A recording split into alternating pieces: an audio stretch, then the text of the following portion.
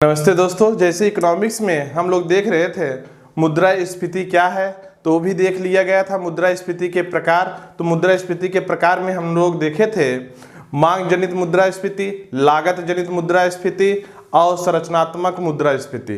तो आज हम लोग जो चर्चा करेंगे वह मुद्रास्फीति का प्रभाव, इन्फ्लेशन का भारतीय अर्थव्यवस्था पर या किसी की देश के अर्थव्यवस्था पर क्या प्रभाव पड़ता है, उत्पादक वर्ग पर क्या प्रभाव पड़ता है, उपभोक्ता वर्ग पर क्या प्रभाव पड़ता है, ऋणी पर क्या प्रभाव पड़ता है, ऋण देने वाले पर क्या प्रभाव पड़ता है, आयात पर क्या प्रभाव पड़ता है, निर्यात पर क्या प्रभाव पड़ता है, राजकोषीय घाटे पर क्या प्रभाव पड़ता है, सभी की चर्चा हम लोग करेंगे। तो उसके पहले हम लोग देखते हैं कि मुद्रास्फीति का प्रभाव, मुद्रास्फीति का प्रभाव जो है हमारे अर्थव्यवस्था पर क्या प्रभाव डालता है। मुद्रास्फीति का प्रभाव, तो मुद्रास्फीति का प्रभाव तो हम जैसे आपको बताया उत्पादक वर्ग में या उपभोक्ता वर्ग पर क्या प्रभाव पड़ेगा, उससे पहले हम ये देखते हैं कि अभी हाल में जो चर्चा हुआ है लॉकडाउन के कारण, लॉकडाउन के कारण जो है, लॉकडाउन के कारण हमारे इन्फ्लेशन पर, इन्फ्लेशन या मुद्रास्फीति पर और उपभोक्ता पर और उत्पादक वर्ग पर और अन्य वर्गों पर देखेंगे क्या प्रभाव पड़ेगा। तो मीन्स जो लॉकडाउन के कारण हम देखेंगे कि बहुत लोगों के जॉब जाने के कारण उनके आर्थिक पहलू पर, उनके जीवन स्तर पर लॉकडाउन का क्या प्रभाव पड़ा है, इसी को समझने का हम लोग थोड़ा सा प्रयास करेंगे। तो एक एग्जाम्पल्स के माध्यम से हम लोग समझने का प्रयास करेंगे। तो लॉकडाउन के कारण, जो कोविड-19 के कारण वैश्विक महामारी के रूप में जो कोविड-19 आया, उससे पूरा विश्व जो है संक्रमित। तो ऐसे में भारतीय अर्थव्यवस्था पर लॉकडाउन के कारण जो सरकार ने नीतियां अपनाई, उससे रोकने का जो प्रयास किया गया लॉकडाउन के माध्यम से, उस लॉकडाउन के कारण ही हमारे अर्थव्यवस्था पर और वस्तुओं की कीमत पर क्या प्रभाव पड़ा, उत्पादक वर्ग पर क्या प्रभाव पड़ता है, उपभोक्ता वर्ग पर क्या प्रभाव पड़ता है, इससे हम लोग समझने का क्या करेंगे, प्रयास करेंगे कि लॉकडाउन के कारण जो व्यक्ति हैं, जो नागरिक हैं, जो ये उत्पादक वर्ग है, जो उपभोक्ता वर्ग है, उस पर क्या प्रभाव पड़ता है। अर्थात जो परचेजिंग पावर है, वस्तुओं की जो परचेजिंग पावर है, उस पर उत्पादक वर्ग पर, उपभोक्ता वर्ग पर क्या प्रभाव पड़ता है, यह भी हम देखने का क्या करेंगे, प्रयास करेंगे। चलिए एक एग्जाम्पल के माध्यम से देखते हैं। तो यह लॉकडाउन का प्रभाव किस किस वर्गों पर क्या क्या प्रभाव पड़ता है। तो चलिए मान लीजिए ये कोई कृषि आधारित, तो कृषि आधारित कंपनी है, कृषि आधारित कंपनी। तो कृषि आधारित कंपनी है, यहाँ से जो उत्पाद, अर्थात कंपनी जो भी उत्पाद तैयार करती है उससे मैन्युफैक्चर, कंस्ट्रक्शन होगा, इसके बाद उसे होलसेल कर दिया जाएगा, होलसेलर के पास जाता है। तो लॉकडाउन के कारण देखा गया कृषि आधारित जो कंपनी थी, इस बार मानसून भी बहुत अच्छा था, अर्थात अच्छा उत्पादन भी हुआ, अच्छा उत्पादन भी हुआ, अर्थात जो किसान थे, अच्छी जलवायु होने के कारण इस बार उत्पादन में भी पहले की अपेक्षा क्या है, वृद्धि हुई। और दूसरा कारण देखा गया कि सरकार जो गवर्नमेंट है, गवर्नमेंट ने एमएसपी की घोषणा की, एमएसपी की घोषणा की और पहले की अपेक्षा एमएसपी में क्या कर दिया गया, वृद्धि कर दिया गया। तो पहले की अपेक्षा किसी भी जो कृषि उत्पाद है, न्यूनतम समर्थन मूल्य में सरकार ने पहले की अपेक्षा क्या कर दिया, वृद्धि कर दिया। अर्थात अब जो कृषि आधारित कंपनी है, जो वस्तु की कीमत है, जो कच्चे माल की कीमत है, वह पहले की अपेक्षा क्या हो गई, एमएसपी के में वृद्धि होने के कारण कृषि आधारित कंपनी पहले की अपेक्षा जो कच्चे माल खरीदेगी वह पहले की अपेक्षा क्या हो जाती है, महंगी हो जाती है। और ही साथ ही लॉकडाउन के कारण अगर बात किया जाए तो सप्लाई भी क्या हो गई, बाधित हो गई, सप्लाई बाधित हो गई। तो कंपनियों पर दोहरा प्रभाव पड़ा। तो कंपनियों पर देखते हैं दोहरा प्रभाव पड़ा।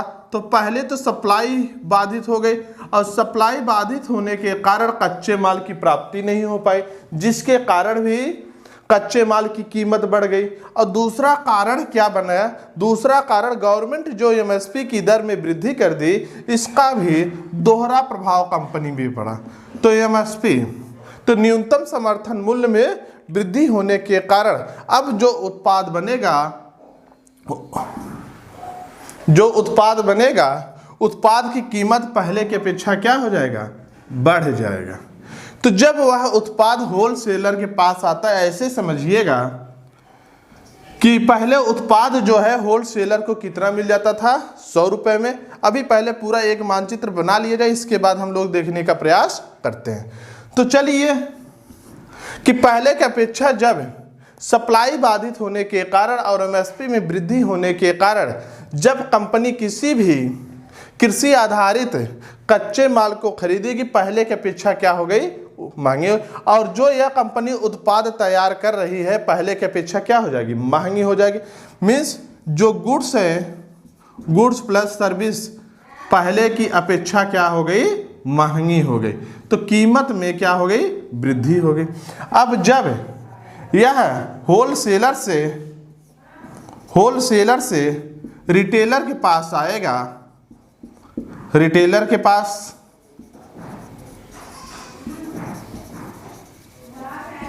जब रिटेलर के पास आता है तो पहले की अपेक्षा होलसेलर को पहले की अपेक्षा अधिक कीमत देना पड़ रहा है। तो इसके कारण यहाँ भी गुड्स क्या हो गए, गुड्स की जो कीमत है वह बढ़ गई। अब जब रिटेलर से उपभोक्ता कंज्यूमर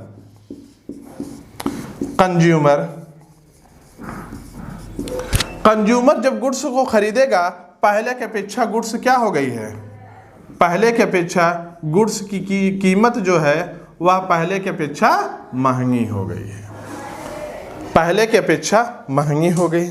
चलिए देखा जाएगा तो देखा गया गुड्स की कीमत पहले की अपेक्षा महंगी भी हो गई है, लेकिन जो कंज्यूमर है, और अगर डिमांड और सप्लाई की बात किया जाए, मार्केट जो है या अर्थव्यवस्था जो है या बाजार जो होती है वह डिमांड और सप्लाई आधारित होती है। डिमांड सप्लाई पर ही किसी भी वस्तु की कीमत का मूल्य का निर्धारण किया जाता है। लेकिन अगर देखा जाए तो अगर हम बाजार की बात करते हैं, अर्थव्यवस्था की बात करते हैं, तो मांग बढ़ने के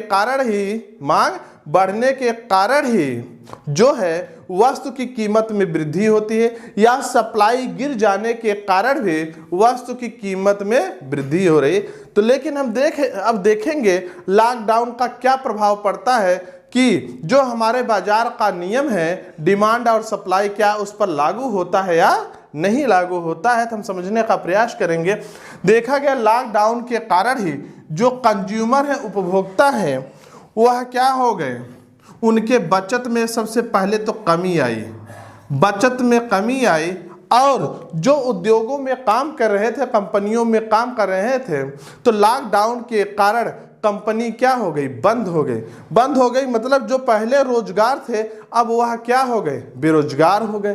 तो बेरोजगारी के कारण भी अब वह क्या हो गए, बेरोजगार हो गए। अब पहले उनके वेतन में वृद्धि थी, अर्थात वेतन मिल रहा था, बेरोजगार होने के कारण उनके पास पैसे की कमी हो गई। और जो उनके पास पैसे था, जो उनके पास बचे खुचे पैसे था, लेकिन लॉकडाउन की कोई संभावना नहीं थी कब मुझे रोजगार मिलेगा। और रोजगार न मिलने का कारण है मतलब अनिश्चित समय तक रोजगार की अनिश्चितता। तो तो ये जो रोजगार की अनिश्चितता बनी रही, जिसके कारण कुछ जिसके पास पैसे भी थे वो भी अपने जीवन यापन के लिए अर्थात रोजमर्रा की जिंदगी के जीवन यापन के लिए अपने पास बचत के रूप में रखे थे। तो डिमांड पहले की अपेक्षा क्या हो, लॉकडाउन के कारण भी पहले की अपेक्षा डिमांड क्या हो गई, कम हो गई। डिमांड पहले की अपेक्षा क्या हो गई, कम हो गई।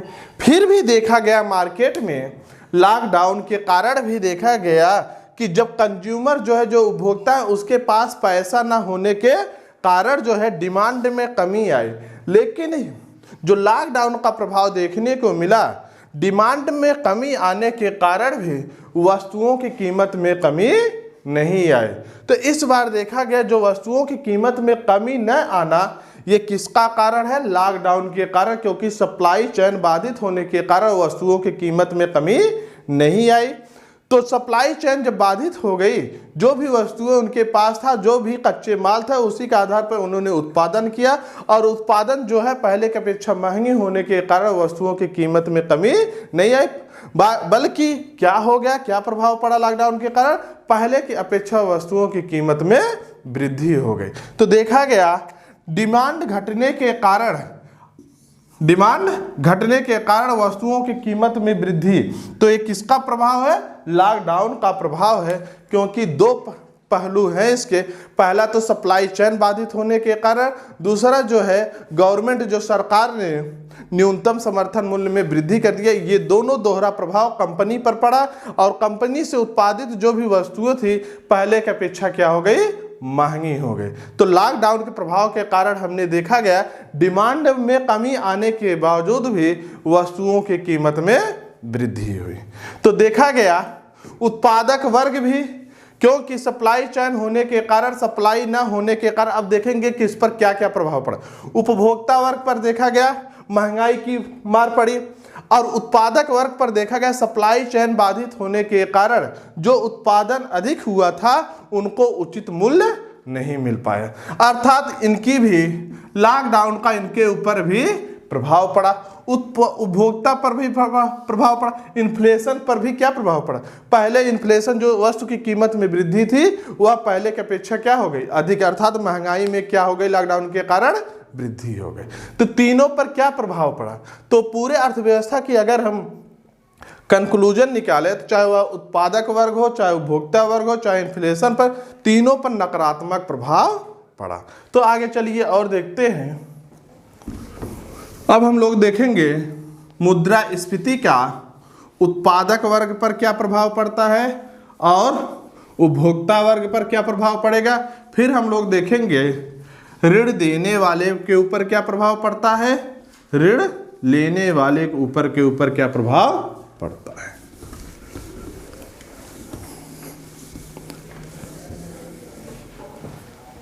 चलिएगा देखते हैं उत्पादक वर्ग और उपभोक्ता वर्ग, इन दोनों पर इन्फ्लेशन का क्या प्रभाव पड़ता है। ऐसे डायरेक्ट क्वेश्चन पूछ लिया जाता है, मुद्रास्फीति में वृद्धि के कारण उत्पादक वर्ग को फायदा होता है या नुकसान होता है, ऐसे डायरेक्ट क्वेश्चन पूछ लिया जाता है। चलिए एग्जाम्पल के माध्यम से समझते हैं। एक उत्पादक वर्ग है, मान लीजिए किसी भी वस्तु का उत्पादन करता है, तो मान लीजिए उसका मूल्य जो है वह 20 रुपये है। वह क्या है, 20 रुपये है। तो वस्तु अगर मान लेते हैं 1 केजी आलू, 1 केजी आलू, तो 1 केजी आलू का जो मूल्य है वह 20 रुपये है। लेकिन मुद्रास्फीति का मतलब होता है वस्तु की कीमत में वृद्धि होना।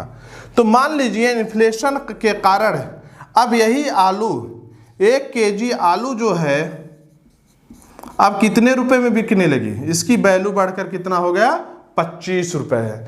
अब देखेंगे उत्पादक वर्ग पर क्या प्रभाव पड़ता है और उपभोक्ता वर्ग पर। देखा गया पहले जो उत्पादक वर्ग है उसे 1 केजी आलू बेचने पर जो है 20 रुपए की प्राप्ति होती थी, लेकिन आज वही 1 केजी आलू बेचने पर उसे 25 रुपए की प्राप्ति होती है, अर्थात 5 रुपए की क्या हो रहा है, 5 रुपए का और फायदा हो रहा है।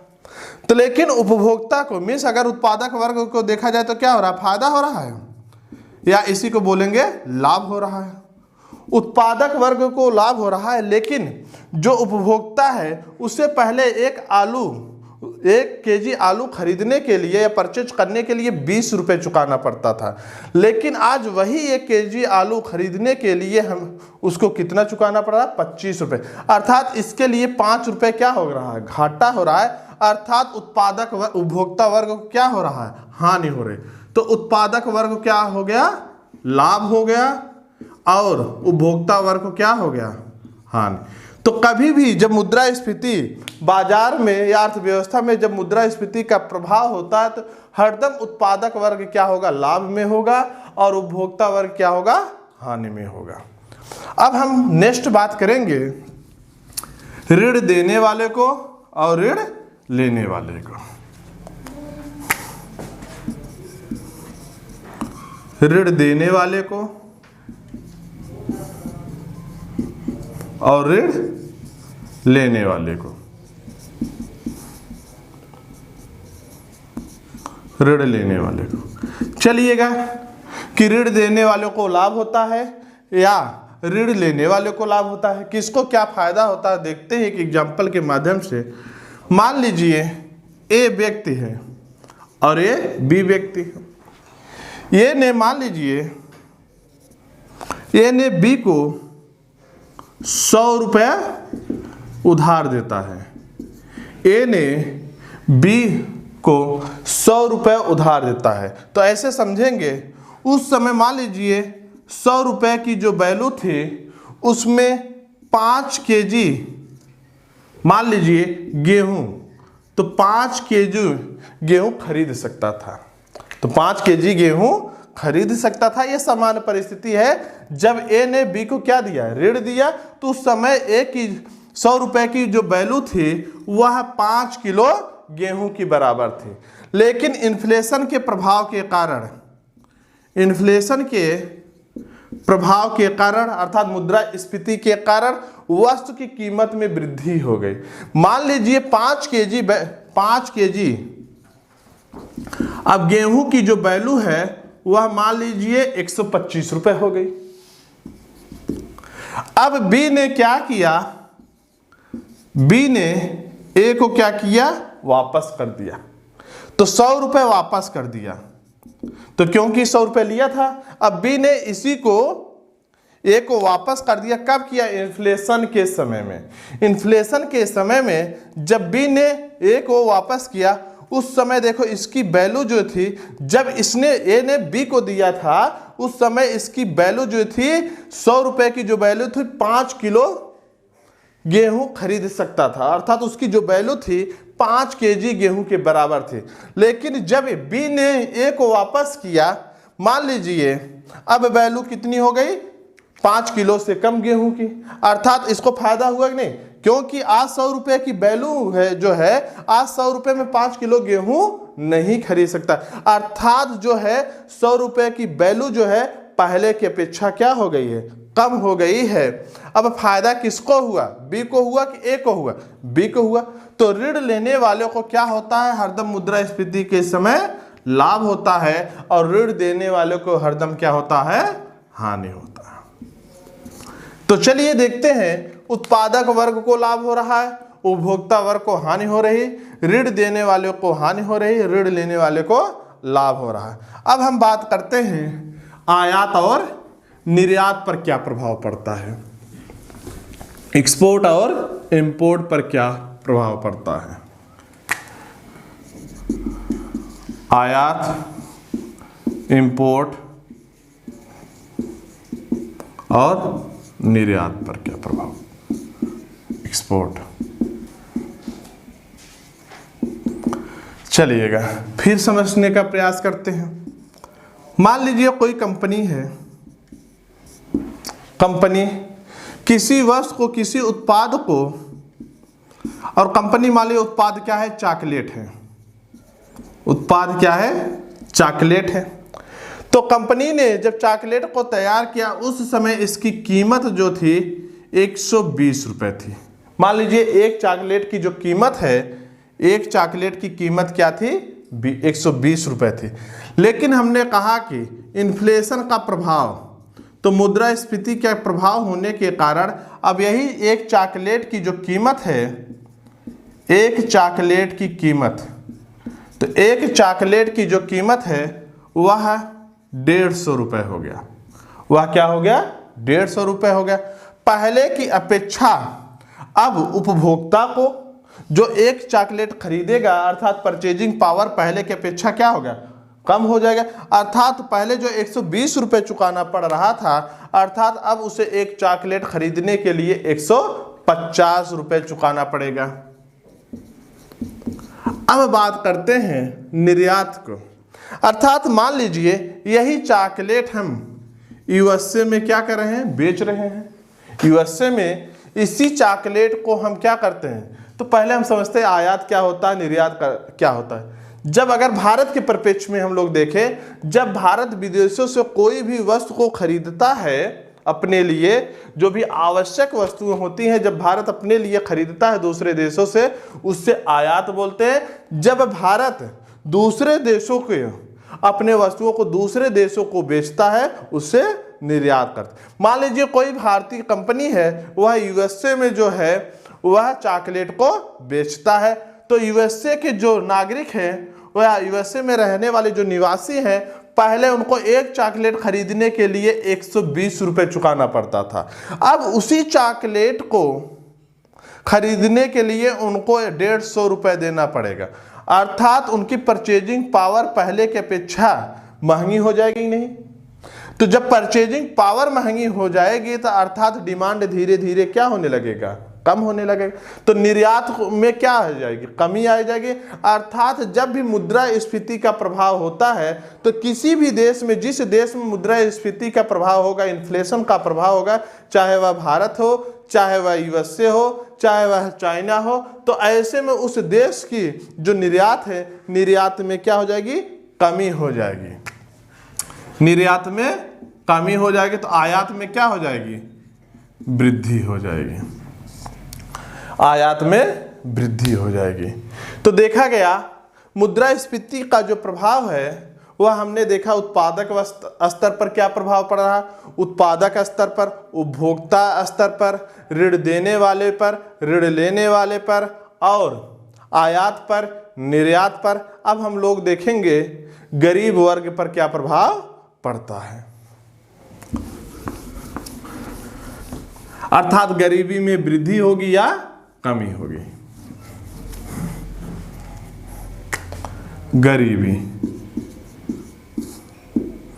गरीबी पर क्या प्रभाव पड़ता है?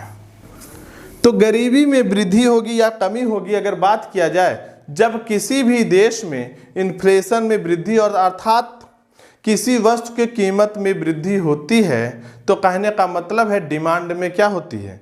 वृद्धि होती है। तो डिमांड, कुछ वर्ग जिसके पास रोजगार होगा, रोजगार के लिए तो डिमांड में वृद्धि होगी, लेकिन जो गरीब वर्ग होगा उस पर नकारात्मक प्रभाव पड़ता है। अर्थात जो गरीबी है और बेरोजगारी है, गरीबी और बेरोजगारी पर दोनों में क्या होता है? नकारात्मक प्रभाव पड़ता है। दोनों पर नकारात्मक प्रभाव पड़ता है। तो जब यह गरीबी और बेरोजगारी चैप्टर आएगा तो वहां से हम लोग विस्तृत इस पर चर्चा करेंगे, गरीबी क्या होती है, बेरोजगारी क्या होती है, इन्फ्लेशन पर। जब किसी भी देश पर इन्फ्लेशन होता है तो उस पर क्या प्रभाव पड़ेगा, इन दोनों पर। और जब मंदी का, रिसेशन का दौर होता है तब हमारे गरीबी और बेरोजगारी पर क्या प्रभाव पड़ता है। तभी सिर्फ ऐसे ही जान लीजिए इन दोनों पर क्या प्रभाव पड़ता है? नकारात्मक प्रभाव पड़ता है।